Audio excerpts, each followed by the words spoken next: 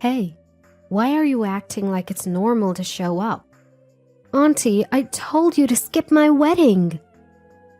My niece sneered as she asked me not to attend her wedding. Ever since my brother passed away 11 years ago, I had raised her like she was my own daughter. But there was a reason she suddenly started hurting such harsh words at me. My name is Effie, and my brother, Jason, was 12 years older than me. Jason was a kind soul. When we were young, he'd hold my hand as we ran errands, help me practice riding my bicycle, and shower me with love.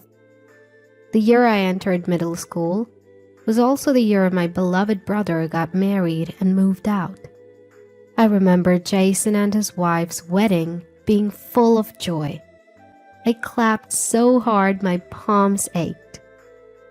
The following year, a baby girl was born to Jason and his wife, Mary. Being the youngest in the family, I was thrilled to have a little sister-like figure in my life.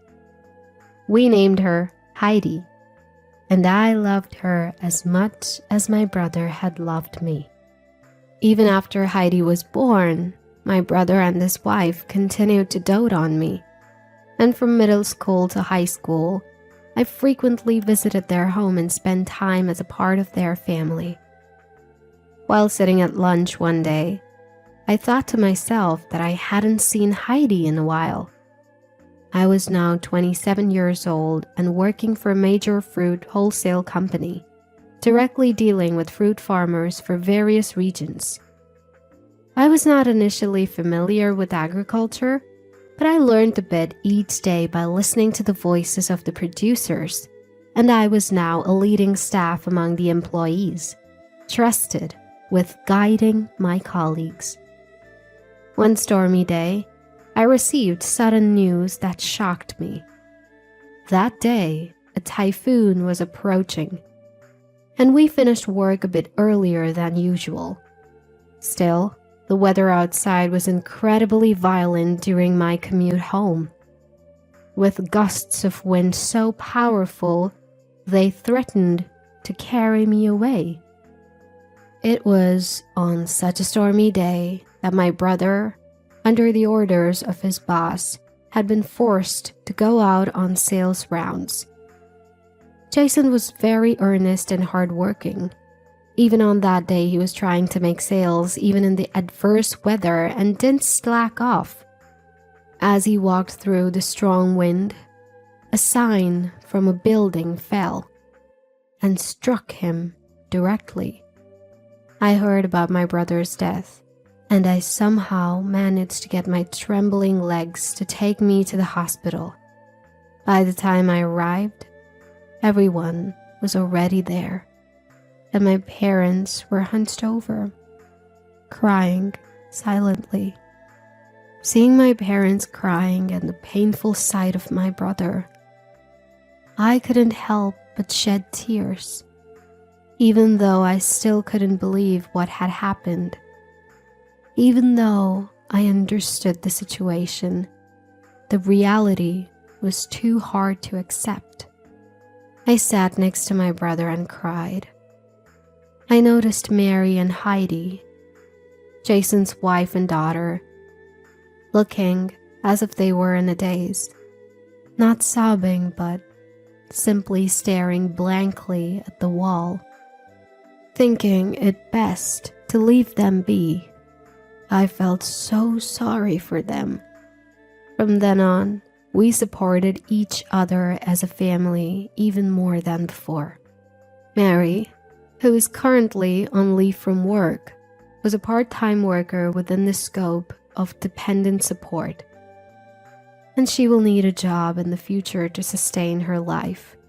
My parents and I decided to support Heidi and Mary's future, including her re-employment, with all our might. About a year after the funeral, Mary, who had returned to part-time work, decided to move because the rent was becoming too much for her current income. She had received compensation and workers' compensation insurance from Jason's company due to the accident at work. And of course, we agreed with Mary's prudent decision. But on the day of the move, when we went to help, we found only Heidi crying in the somewhat tidied room. Heidi holding a letter that said her mother couldn't raise her on her own, was only 16 years old. It seemed that Mary had called us to help with the move to ensure her daughter was taken care of after she left. Reading the letter, I felt a tightness in my chest, wondering if Mary had been so anxious that she wanted to run away after Jason's death. From the contents of the letter and what Heidi told me, it seemed that Mary believed it would be better for Heidi to be raised by our family than by her, who was economically unstable. Although it said she was thinking of Heidi first, what she did was equivalent to abandoning her high school daughter. Of course, I was angry at Mary, and we even went to search for her at her parents' house. However, the people who came out of the house were a family we didn't know, and we learned that not only Mary but also her parents had moved. We contacted Mary's relatives, but there was no family willing to live with Heidi, who was a high school student and had the prospect of significant expenses for college. As a result of our discussions, we decided to take care of Heidi in my house with the support of my parents.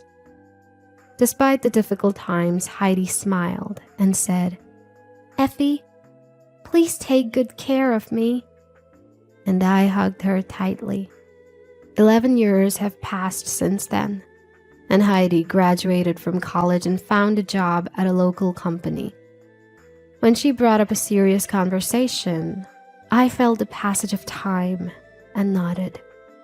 "You're 27 now, after all." Seeing that, Heidi blushed a little and said, "Effie, I'm getting married." She met her boyfriend through a friend, and he was 1 year older than Heidi, and he seemed like a gentle and fine young man from the pictures. According to Heidi, he really cares about her, and although he is usually reliable, he can be a bit off at times, and she likes that part of him too. I was really happy and repeated congratulations so many times that Heidi was amazed.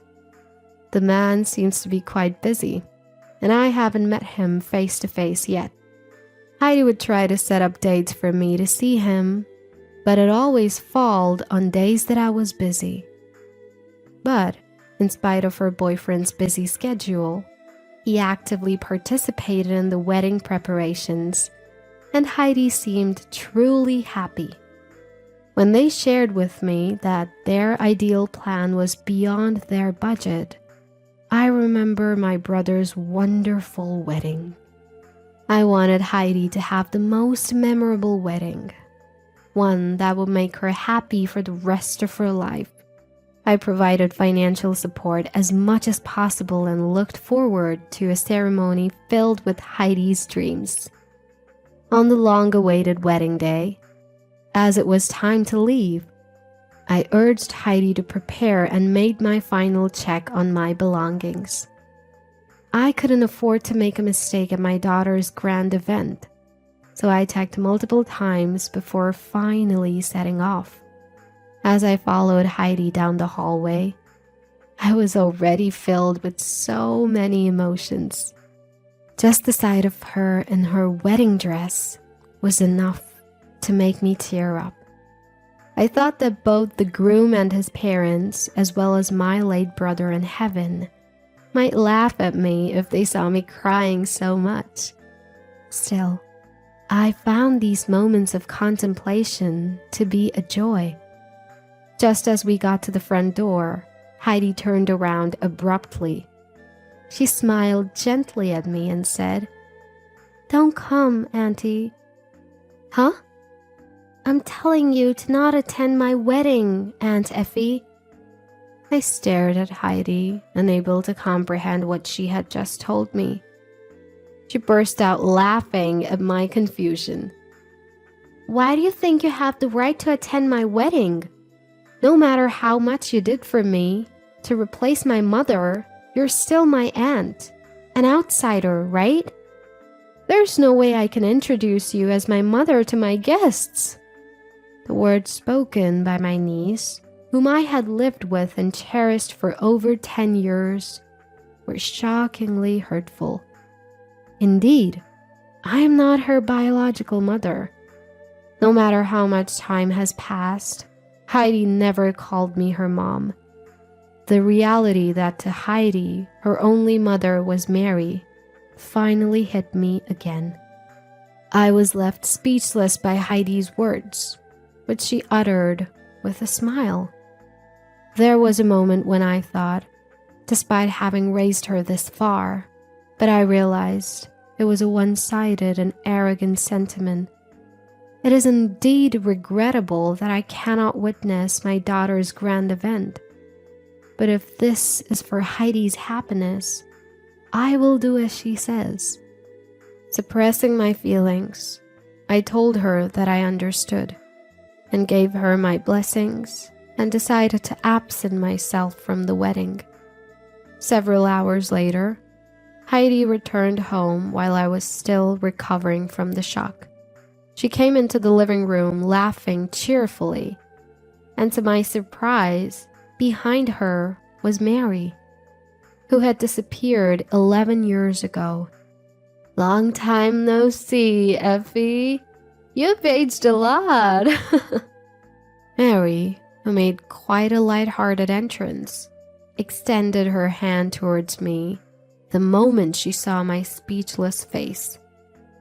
I'm sure you know that my daughter got married. Give us a gift. $10,000 will do. You'll be down to offer Heidi that amount, right, Auntie Effie? Her red lipstick-clad mouth curled into a smirk. Heidi, standing next to Mary, echoed her mother's words with a similar smile. As they urged me to cough up the money quickly, the two started revealing a shocking truth. In fact, Mary's disappearance was a scheme to freely spend the insurance money and the funds from my brother's company. Mary, who had been working part-time and left the household finances to my brother, seemed to have completely changed after suddenly coming into a lot of money. Although she had never been poor, she became stingy about spending the money she had acquired, even on her daughter. Once she realized that she could control everything, her greed led her to use me, a single woman with a stable life, to raise Heidi so she could save on major expenses like college tuition. And terrifyingly, this all was a farce that Heidi was aware of. Only our family thought Mary had disappeared. She and Heidi were secretly contacting each other on their phones to prevent us from finding out, and they eventually started meeting once a month. When Heidi became a college student, her spending increased dramatically, and I heard she had started a part-time job, but in reality, she was receiving pocket money from Mary and hanging out.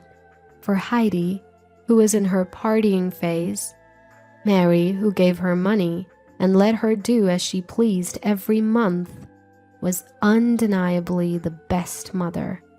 That's why Heidi coldly laughed. She deliberately refused to call me mom, knowing how much I loved her as my daughter. After Mary finished revealing the truth about her disappearance, she laughed mockingly and said, "Oh, did you perhaps use up all your savings and can't afford a gift anymore?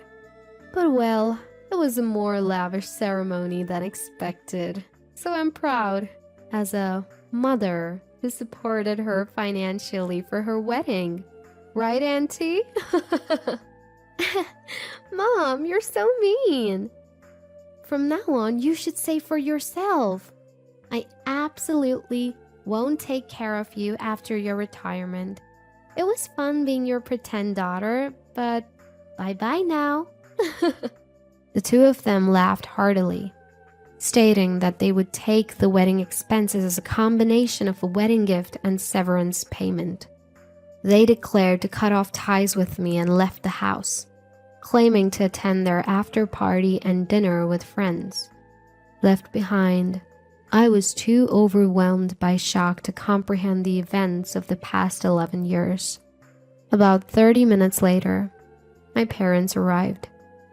They had been shocked at the wedding when Mary appeared as Heidi's mother, but didn't want to ruin their granddaughter's big day, so they stayed put until the ceremony ended. Afterwards, they had been looking for Mary. Unable to find her and unable to reach me, they decided to check on me at home. Seeing my parents, I broke down in tears. When I tearfully confessed everything about Heidi and Mary's scheme, my parents were furious. However, even if my parents wanted to talk directly, it seemed that Heidi had already switched off her phone and we couldn't reach her. We could have tried to locate Heidi through Jason's family, but we had raised Heidi because we wanted to. Confronting them would make us feel better because we never expected anything in return. We could have hired a lawyer to claim back my money, but I just didn't have the courage to sue my own daughter, whom I had cherished and raised for over 10 years. After discussing the situation, we decided to let it go, as they wished. We decided to sever our ties and bury everything in the past. Once free from the situation, I took the bold step of resigning from the company I had been working for and started my own fruit wine manufacturing business. I used domestically produced fruit that could be sold due to irregular shapes or fruits that were partially damaged due to weather conditions to develop and produce my products.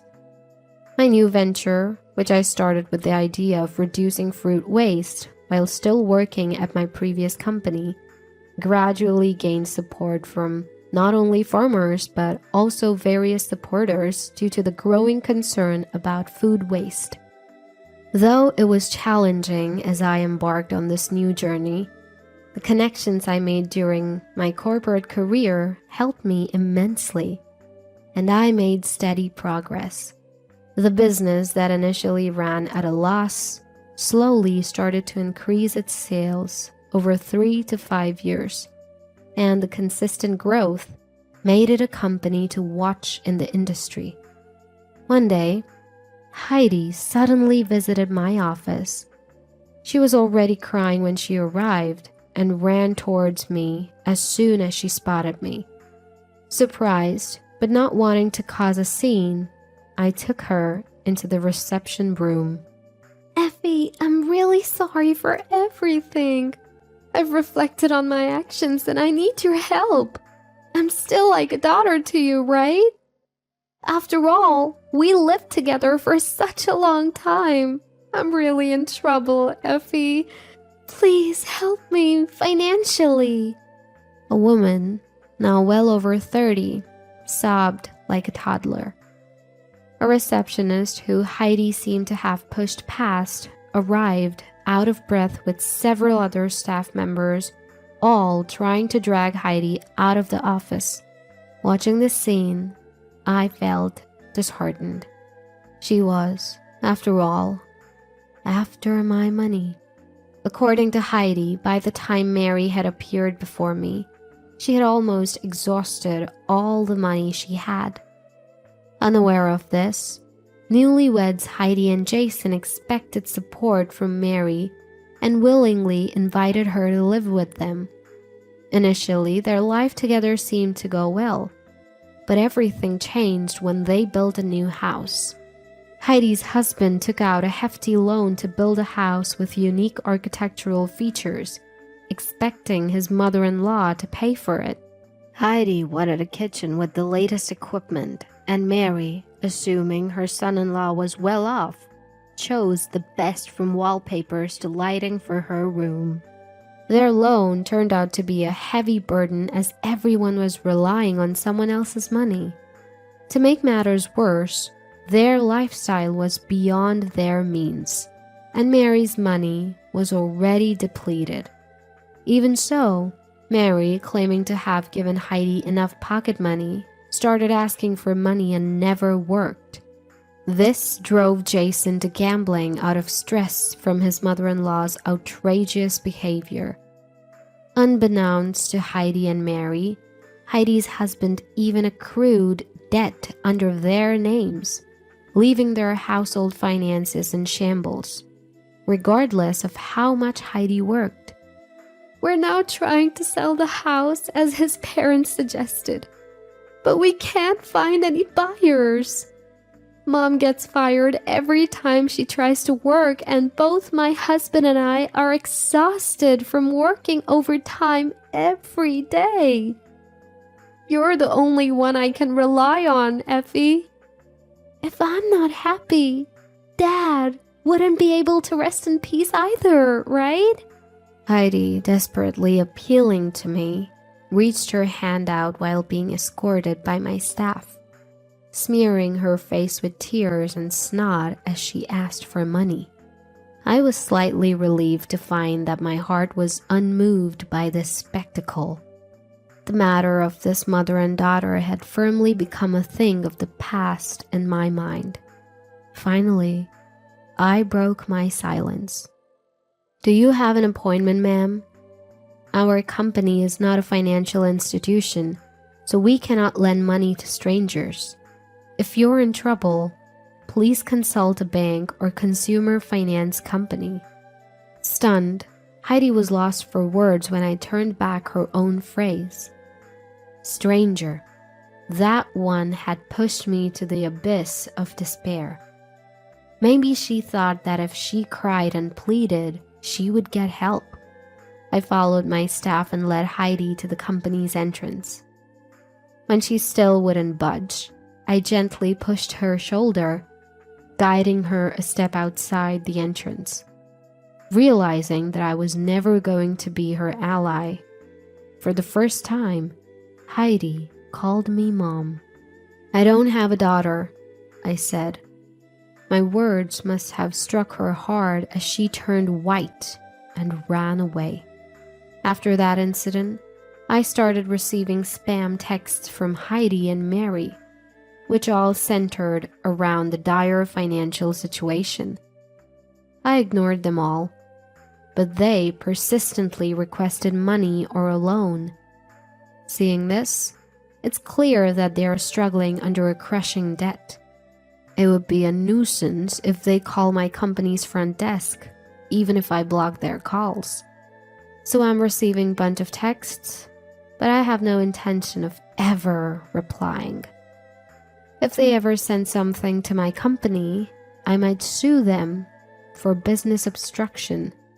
Finally recovering, I've decided to move abroad to expand my business and study to make better wines. It seems I won't have to face those two for a while, and with anticipation for my new environment, I'm dedicating myself to work every day.